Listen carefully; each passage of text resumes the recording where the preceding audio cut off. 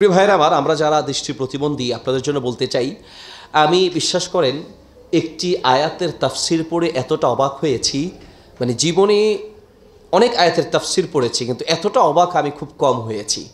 সূরা আবাসা নামে একটি সূরা আছে, যেই সূরার মধ্যে আল্লাহ সুবহানাহু ওয়া তাআলা নবী সাল্লাল্লাহু আলাইহি ওয়াসাল্লামকে লক্ষ্য করে আয়াত নাজিল করেছেন। আবাসা ওয়া তাওয়াল্লা আন জাআহুল আ'মা।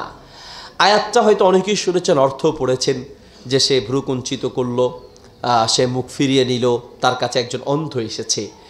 যেই অন্ধ এসেছিলেন তার নাম হচ্ছে আব্দুল্লাহ ইবনে উম্মে মাকতুম।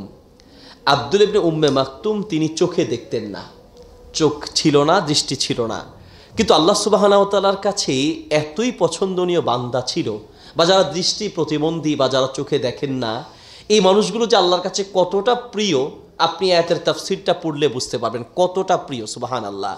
নবী সাল্লাল্লাহু আলাইহি ওয়াসাল্লাম মক্কার কিছু নেতৃত্বস্থানীয় লোকদের সাথে কথা বলছেন, নেতাদের সাথে কথা বলছেন, একটু প্রভাবশালী লোকদের সাথে কথা বলছেন। তো সেখানে আবু জাহাল সহ কিছু প্রভাবশালী লোকেরা ছিল। রাসূল সাল্লাল্লাহু আলাইহি ওয়াসাল্লাম তাদের সাথে কথা বলা অবস্থায় আব্দুল্লাহ ইবনে উম্মে মাকতুম যিনি অন্ধ ছিলেন তিনি এসেছেন। রাসূল সাল্লাল্লাহু আলাইহি ওয়াসাল্লাম তার প্রশ্ন, মুফাসসিররা বলেন যে কোনো একটা আয়াতের তাফসির জানতে এসেছেন অথবা কোনো মাসআলা জানতে এসেছেন।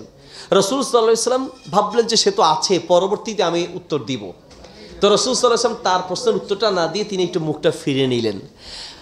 দেখেন এখানে কিন্তু রাসূল সাল্লাল্লাহু আলাইহি ওয়াসাল্লাম বাহ্যিক দৃষ্টিতে কোনো দোষ নেই বা কোনো ভুল নেই, কোনো অন্যায় নেই, ঠিক না, যে পরে উত্তরটা দিবেন। কিন্তু আল্লাহ সুবহানাহু ওয়া তাআলার কাছে এই যে সামান্য সময়ের জন্য তাকে ফিরিয়ে দিল, এই কাজটা আল্লাহর কাছে পছন্দ হয় নাই। আল্লাহু আকবার। সাথে সাথে আয়াত নাজিল করে আল্লাহ বললেন যে নবী, কে আপনাকে বলেছে যে আপনি যাদেরকে নিয়ে কথা বলছেন হয়তো বা এই লোকটা বেশি তাজকিয়া পেত, বেশি উপকৃত হতো, আপনি তার দিক থেকে কেন মুখ ফিরালেন?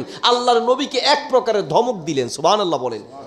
তার মানে দৃষ্টিহীন মানুষেরা আল্লাহর কাছে কতটা পছন্দনীয়, কতটা প্রিয়, সামান্যতম তাকে সময় না দিয়ে, পরে হয়তো রাসূল সাল্লাল্লাহু আলাইহি ওয়াসাল্লাম জবাব দিতেন, কিন্তু সাথে সাথে কেন গুরুত্ব দেন নাই? আল্লাহ তার পক্ষে পুরো আয়াত নাজিল করলেন, ওহী নাজিল করলেন। সুবহানাল্লাহ বলেন। এই জন্য আমরা বলি যে যাদেরকে আল্লাহ দৃষ্টি দেননি আপনি ধৈর্য ধরবেন। আল্লাহ সুবহানাহু ওয়া তাআলার উপর দৃষ্টি দেন না, আপনাকে শ্রবণ শক্তি দেন নাই, আপনাকে কথা বলার তৌফিক দেন নাই, কিন্তু এর বিনিময়ে আল্লাহ আপনাকে জান্নাত দিবে আর আল্লাহ সন্তুষ্টি পাবেন। এর চেয়ে বড় পাওয়া কি?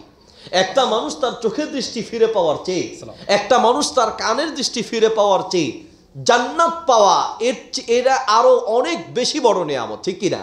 নবী সাল্লাল্লাহু আলাইহি ওয়াসাল্লামের কাছে এক মহিলা এসে বললেন, ইয়া রাসূলুল্লাহ, আমাকে আল্লাহ একটা রোগ দিয়েছেন, আমি মাঝে মাঝে বেহুশ হয়ে যাই, জ্ঞান হারিয়ে ফেলি এবং আমি উলঙ্গ হয়ে যাই।